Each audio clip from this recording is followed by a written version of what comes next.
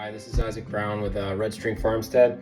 I've got little Silver String Boy from the Ruthie and River Red F1 Goldendoodle litter that we've got. I just wanted to give you all a quick litter update on what's going on with them, where they've been, and their journey towards take-home day. Ruthie's litter has completed ENS, that's early neurological stimulation, ESI, which is early scent introduction, and sound desensitizations. This is all part of something that we use as our early neurological development program. ENS is early neurological stimulation. That's where each day for the first couple of weeks, we tickle their paws and we hold them on their backs like that, and we'll turn them upside down like this for several seconds at a time. Really gentle ways of introducing stress to the puppy. We'll place them on like a cold surface for about 3 seconds.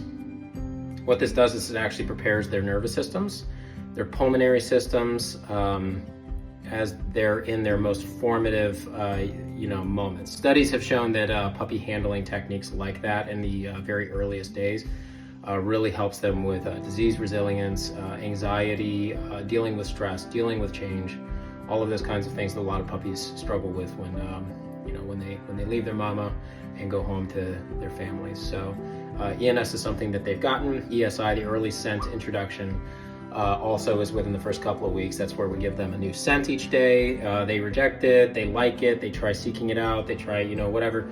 But they're introduced for several seconds at a time to a new scent that allows them to really develop their olfactory sense. So just like the pulmonary system, just like their nervous system, the olfactory sense is really coming to the fore developmentally in those first couple of weeks. So really giving them opportunities to exercise that and to develop it by giving them those scents during that window is really important, because the olfactory senses are extremely important to a dog's social life, to their ability to problem solve, to it's great if if you intend on doing anything if you intend on doing anything with your dog that that relies on their sense of sense, so hunting or anything like that, it's very good for that. But it does have an outsized impact on the dog's social life, the way they interact with other dogs, the way they interact with the world around them in general. So they received ENS and ESI, and then to sound desensitization. We've been exposing them to sound. So as their ear canals have opened, their eyes have opened, through the body handling techniques that we've been using, the puppies have been slowly, their eyes slowly opened to seeing humans and knowing, oh, this is the big giant thing that's been handling me for the last couple of weeks. And in the same way as their ear canals opened, the ear canals opened to the sound of construction work, of thunder and rain and children playing, because we play that in the background so that they grow up. They don't know a life at all. For the moments that they can hear, they don't know a life at all that doesn't involve those noises. So that's to prepare them for common stressors later. Some folks who purchase a puppy, they live in a busy street that has a lot of construction in the area. A lot of folks take their dog to the beach, they see the ocean for the first time, and they're like, whoa, and they become overstimulated by the sounds. Fireworks, thunder, those are very common. We can't do anything about gunshots. We're not going to fire any rifles into the air in here. Ruthie is an excellent mother. She's been really great with her puppies. She's so attentive. She's very clean. She's very we've been very happy with her and how she's done. She's healthy. She's great. So now we're starting the next phase of these puppies' development, which is weaning. Weaning is where puppies go from nursing exclusively, they're getting all their nutrients from nursing, to slowly being transitioned to dog food, so and water.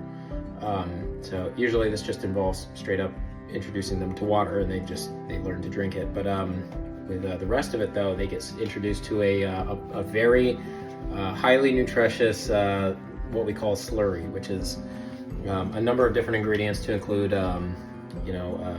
chicken broth and different nutrients that we've added to the food, and some different carefully selected canned foods and dissolved kibble.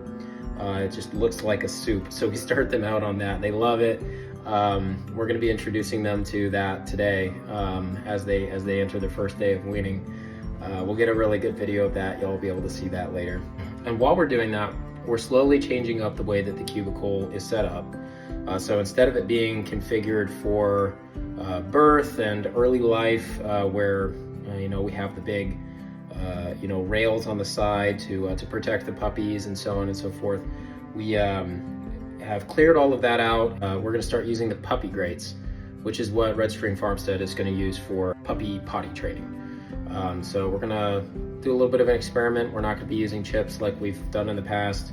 Just like in real life, or just like with any type of litter training, you start the puppies out with a small amount of space, you give them the grate, they learn to use the grate, and then you slowly expand their space out. So they're going to be learning some potty training. They're going to be given access to toys for the first time. We're putting in a slide that's going to allow them to learn the mechanics of stepping up stairs, and then the mechanics of going down the slide. So this is not only going to be a little bit of puppy enrichment and a good toy for them, but it's also going to help them a little bit with being desensitized to stairs. And eventually we're going to have a small crate that's placed in here so that that's something that they learn to play in and out of, that by the time they actually go home and you introduce them to the crate, they're not going to be so freaked out. They're not going to be like, what is this? Don't put me in here. I don't want to be in here. This should make it a lot easier because everyone's puppies will have a baseline exposure to being in the crate, and it'll be not nearly as scary a thing for them. So in addition to the potty training, we're doing little body massages with the puppies each day. This involves little movements they're not usually used to, like brushing the fur on their back in the other direction, putting our fingers in their mouths and just kind of feeling around, tugging on their ears, tapping on their paws and sort of tickling their paws. That's usually a sensitive point for puppies. Tugging on their tails, just sort of generally mapping their body. No peeking you. All right, you need to share the limelight with your siblings. I'm just going to continue to show y'all more detailed footage of each puppy so that you can see their markings and stuff as I walk y'all through the current daily regimen for them. So a big part of why we do the body massages each day has to do with socialization. So puppies, contrary to popular belief, are not just born with this natural trust and love with humans. They're definitely domesticated to be able to do that, but you do have to put in the work.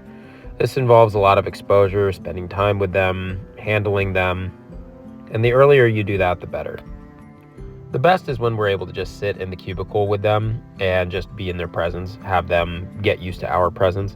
But on the days that you're not able to do that, it's nice to have something like the body massages that's a built-in routine that guarantees that the puppies are being handled each day in a way that caters to common dog anxieties. It's just a great way to guarantee that it happens every day. And this is Onyx String Boy. He and Denim Boy are the biggest and heaviest of the puppies. I call them the Horker brothers. They're total colostrum thieves. Thanks for watching, and if you have any questions, please comment below.